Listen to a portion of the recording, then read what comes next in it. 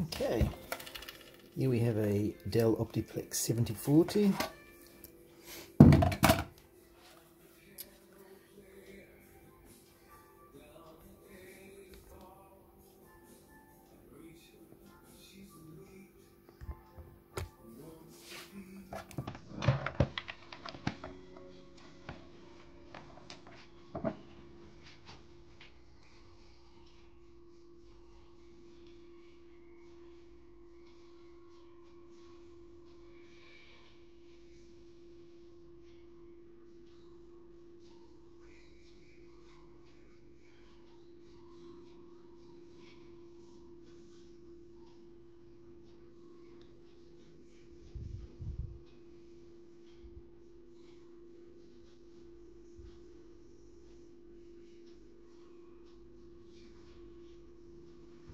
Okay, just make sure it's nothing to do with the fan.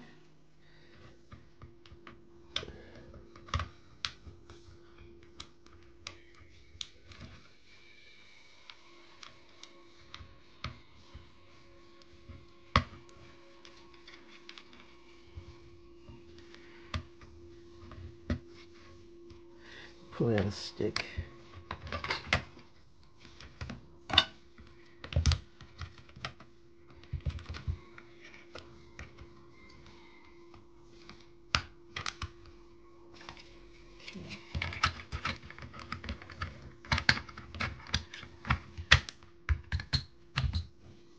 Try it again.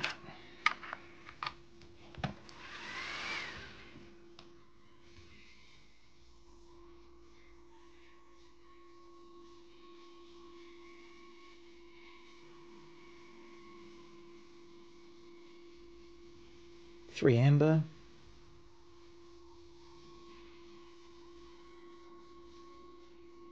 6 white.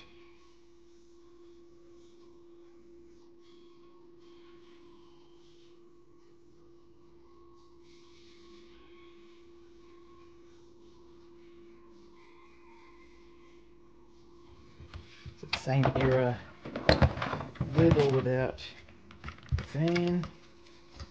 Just that error points to motherboard failure.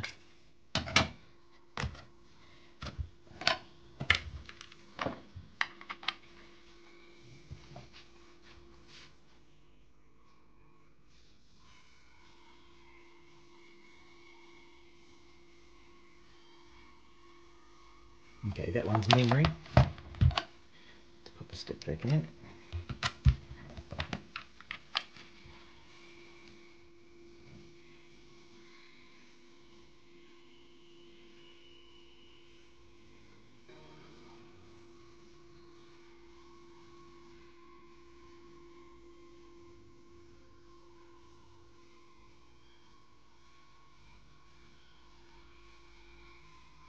Okay, 3 amber, 6 white.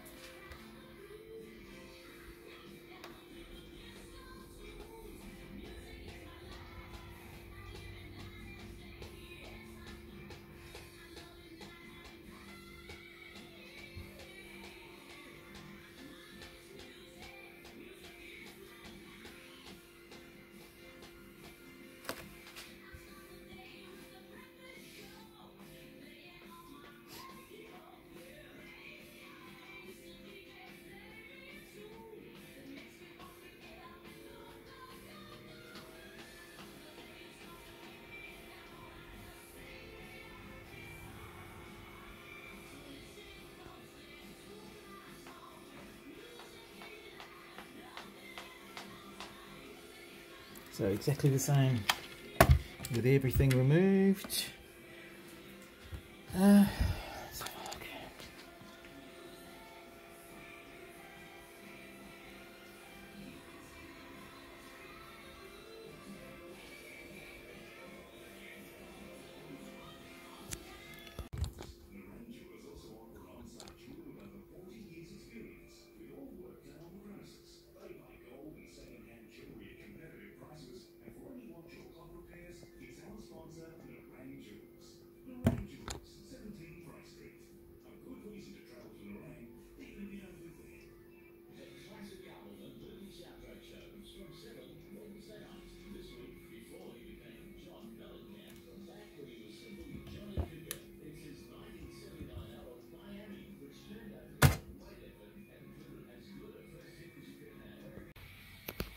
Okay, to read the BIOS, I could use one of these clips, clip onto the chip, or I could use a pogo pin adapter, or I could just solder it, pop it into one of these adapters.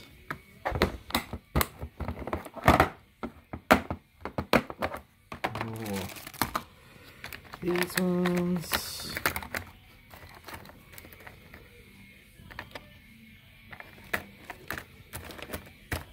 But I think what we will do is solder it to these ones and use a TL8662 to read it. Okay.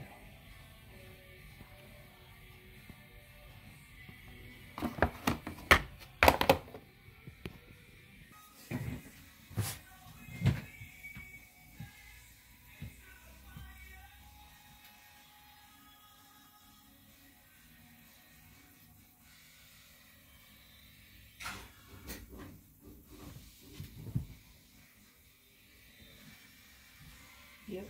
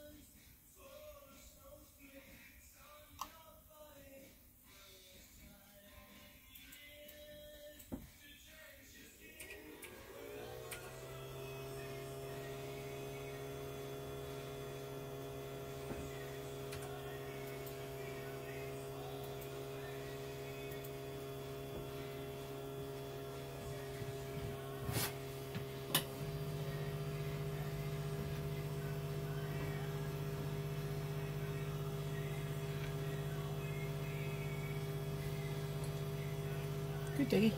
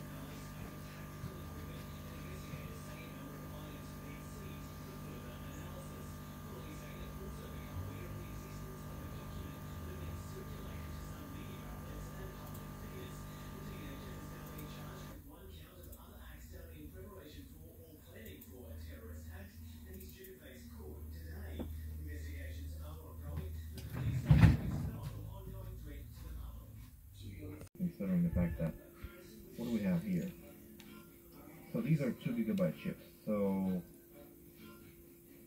24 gigs here, 24 gigs on the back. So 48 gigabyte memory on this little baby. And it makes me wonder. I don't think 2.5 ohms is acceptable. I could probably look. Let's see if I can find any visual reference to the measurements of this particular card. I have 5,000. 5,000 had 15 ohms, but it had chips only on one side. 2,000, 37 ohms. I guess I never really bothered to make a record of that, but today we're going to find out. Today we're going to find out whether or not 2.5 ohms or just under 3 ohms is normal for these cards. Who knows? It might be. It's kind of sad that they do not have any back plates. Nothing is protected. These things get stacked close together side by side in either a server type of setups. There's special motherboards, special everything, whatever. And it's very sad that they do not build these things to protect all that circuit on the back. Not to mention they don't even put fuses on here. So if, say, driver MOSFET shorts out, there's nothing to protect the circuit from blowing a hole onto the board. You pay several $1,000s for this thing, and it doesn't even come with a 50-cent fuse.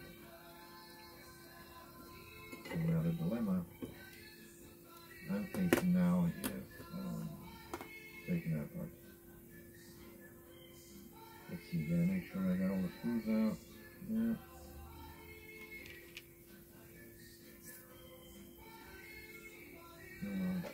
There we go. Slowly, carefully. Alright, so there it is. It looks like it has never been taken apart. And it looks like the chips that are at the bottom, I wonder if that's compound. It's kind of hard to say, kind of have to see. We should go over to a microscope so we can all look. It is not the thermal paste. It is not the paste. It is the cooler itself. There's nothing I can do about this at this point because the thermal interface is fine. Bottom line is, at this point, there's nothing I can do. So we're just gonna have to. I'm not even going to run superposition or 3D mark. I could probably run 3D mark in a window mode so that I can carefully observe the temperature and make sure that it passes, so that I can test the functionality of the card rather than its ability to handle maximum TDP. So that way I can feel confident that the card is actually working as it should, with the exception of a terrible thermal.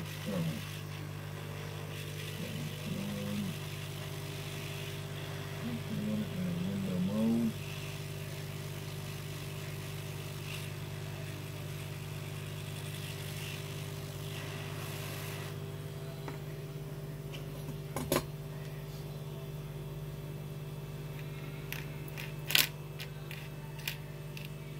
Yep, absolute disaster of temperature control on this card.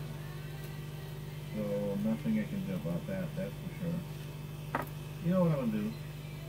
I want to satisfy my own curiosity and just take a look at that terrible cooling solution that they implemented on this. I don't know, $4,000 graphics card at least. I think that's what they go for. I'm not sure. So I want to crack this thing open. This is not a vapor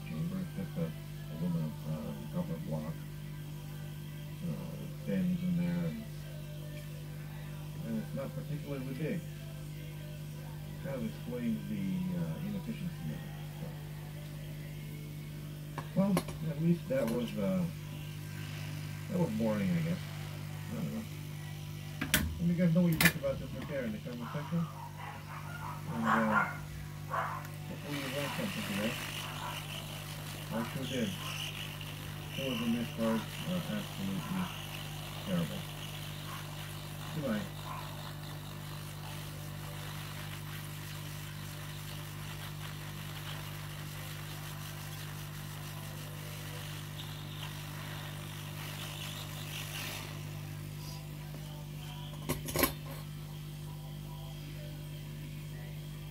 I was kind of wondering if you were to put this board onto some kind of a 2080 Ti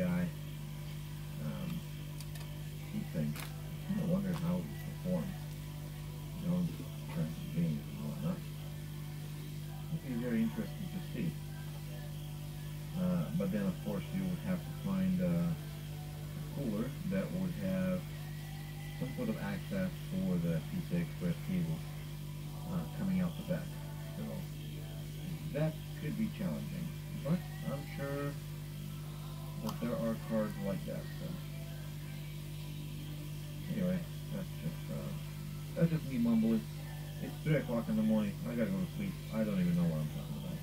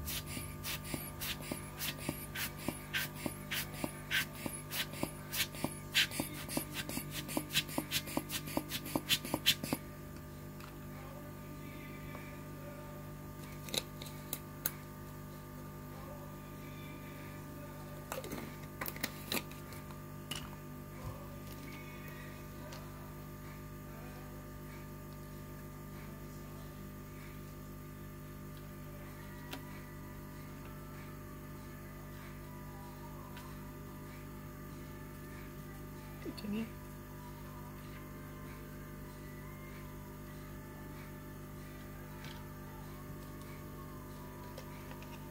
Good deal.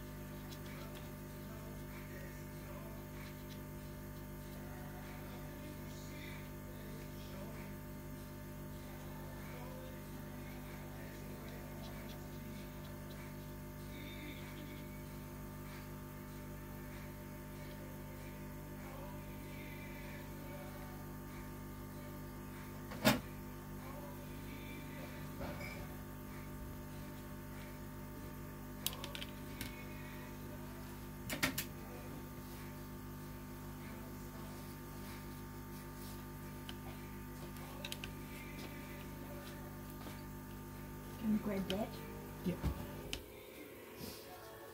Nice. It was lovely, thank you, but I'd already had a sandwich. I know.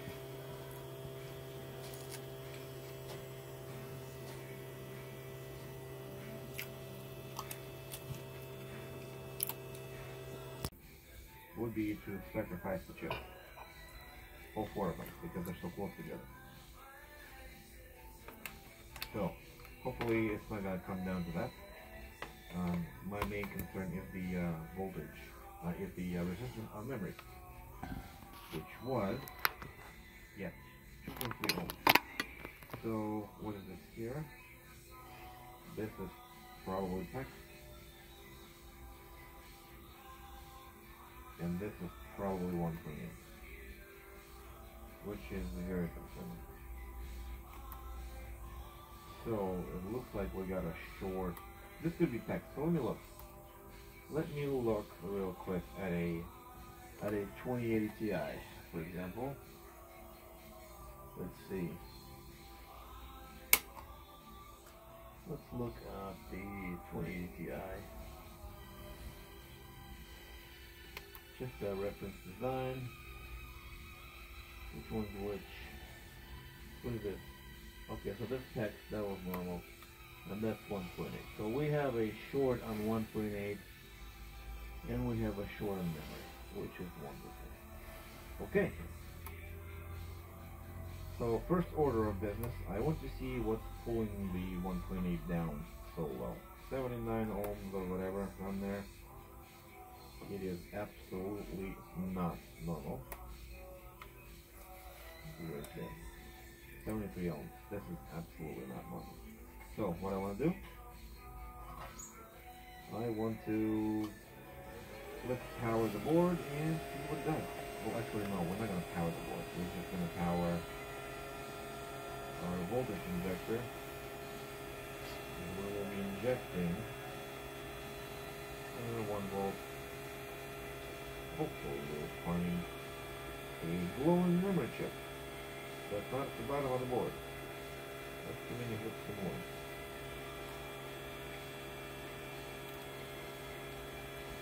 Am I getting it?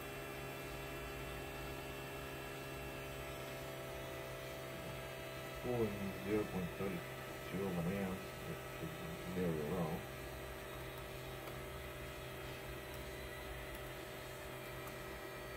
So I'm going to have a look around.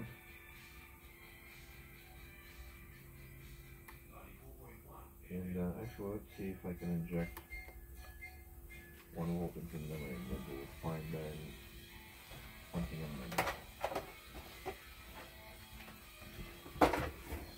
So the memory is pulling almost 1 amp, and we can see something warming up in this corner here. So my guess is if we flip the chip over, now I gotta find which one of these caps is the memory rail. So is this the ground? Yeah. So this chip here is short for whatever reason. Oh, I think I see what the reason is. Let's have a closer look. Right there. See the little nick?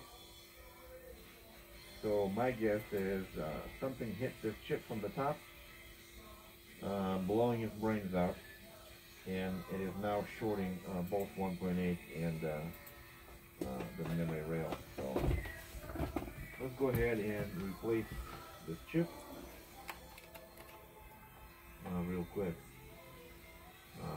Hopefully we can get that done before it's 3 o'clock in the morning. And see if that helps. So let me go ahead and X this guy out. I sure do have a few in here. Are we dealing with HC16? No, it's an HC14. So we don't want to, I mean we can, it's not going to hurt it. A little faster chip, a little faster than the rest. It's not going to cause any trouble whatsoever. If they were all HC16, and then I would have put the HC14 on here, then it wouldn't work. You can go faster, but you cannot go slower. So let's go ahead and do that real quick.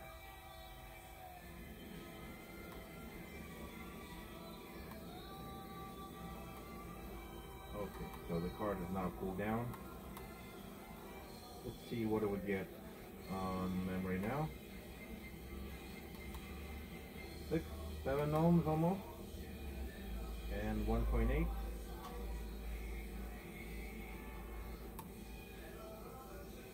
One and a half K. Okay. So we can now power it on and see if we have all the voltages that we need in order to boot this thing by the PC. Let's have a look at. We'll probably go straight to text. If we got text, then we should have everything else. So let's check the text. And we got text. And the card is pulling just over an amp, maybe 1.5. This string here is lying. I don't know why. Who cares? So let's plug this thing into a motherboard, boot it up, and run a memory test just to make sure that none of the other chips have any issues. And you just never know. Oh, we do not have an HDMI, so we're going to have to use the DisplayPort. Okay, no problem. Let's use DisplayPort. Alright, looks like we get a picture. Looks very good. Let's enter the boot menu and observe my latest and greatest menu for testing the memory. The menu is brought to you by... Oh, we can't even see it. It's all up there. Okay, so this menu is brought to you by Joe Biden 1.2. Okay, anyway, who cares? Let's run the memory test. I had to put some funny name on there. Okay. The guy is getting famous. The whole world knows him. So we might as well put his name everywhere to get a little bit of piggyback off of his fame a little bit, you know? Nice. We got a pass. Cool. Let's shut down. And I'm going to go ahead and assemble the card. And then we'll run some tests to make sure that everything is nice and fluffy. And I'll let the customer know that the card has been fixed with the minimal amount of blood. And speaking of blood, I gotta go and clean up that what's residue from the back. And I'll be doing that with our beloved alcohol. And my new favorite toy, the Blow Job Expert Turbo. This thing here, Model X3. See right there, X3. Gives you the X3 of a blowjob. It does amazing blowjobs. I highly recommend it. Every man should get one. Allow me to demonstrate. So you brush around. Even if you get alcohol under the chip, and then you just blow it out.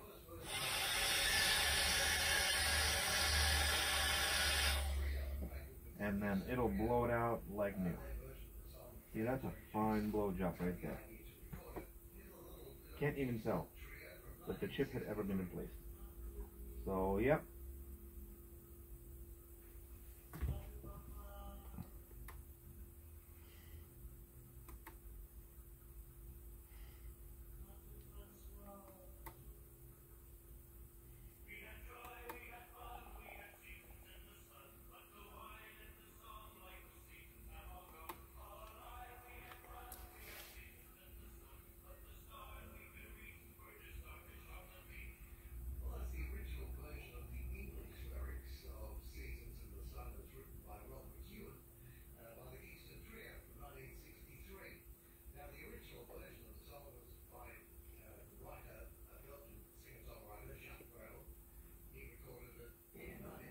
So what I'm seeing here is I don't like the thermals, especially the hot spot, it rises too quick, almost to 90, almost to 100 degrees, and then it starts to throttle. So it seems like something's wrong with the thermal paste application, or the card itself simply isn't designed to run at 100% TDP. So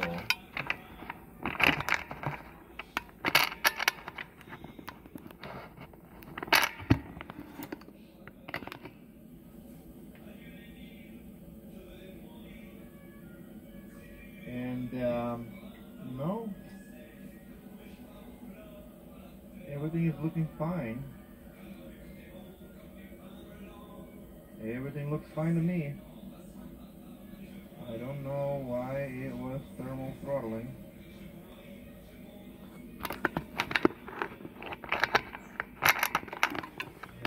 Very interesting. I kind of wonder if this... No, I don't think so. There's no way that this is a vapor chamber. There's no way. So let's go ahead and apply the good old MX4.